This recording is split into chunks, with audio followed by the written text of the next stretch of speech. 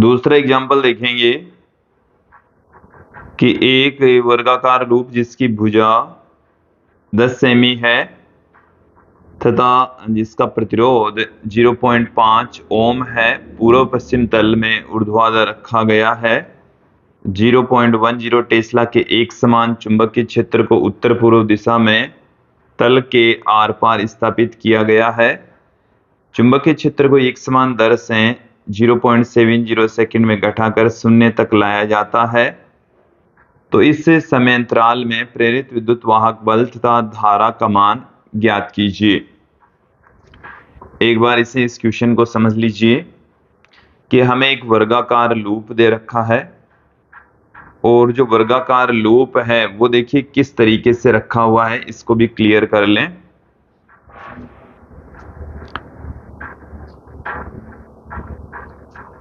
ये हमारे पास में दिशाएं हैं, यहां पर हम ले रहे हैं उत्तर, ये हमारे पास में दक्षिण साउथ, ये ईस्ट है और ये है वेस्ट।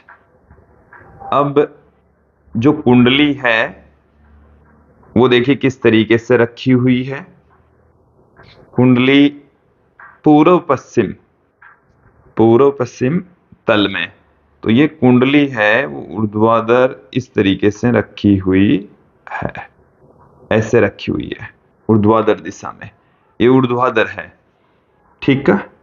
अब यहां से जो चुंबकीय क्षेत्र रेखाएं हैं वो उत्तर से पूर्व की ओर, उत्तर से पूर्व की ओर इस तरीके से है। ये है चुंबकीय क्षेत्र रेखाएं, ये इस तरीके से रखी हुई है, ये इस तरीके से रखी हुई है।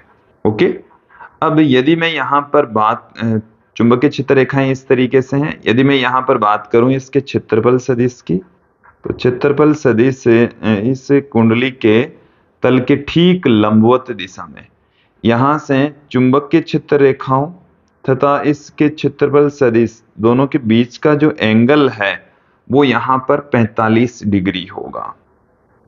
ये 45 डिग्री, ये है क्षेत्रफल सदिश, ये है चुंबकीय क्षेत्र, ठीक है।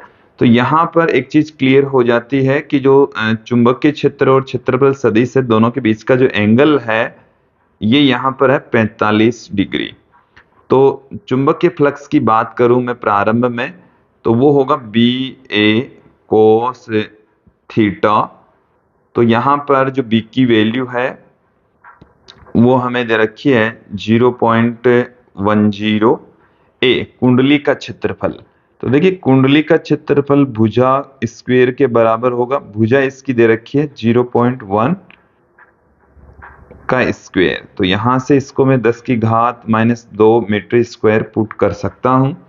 देन यहां पर क्या आ जाएगा, 10 की घात -2 cos 45, इसकी वैल्यू होती है 1/√2। तो यहां से इसको 10 की घात -3/√2 हम पुट कर सकते हैं। ओके,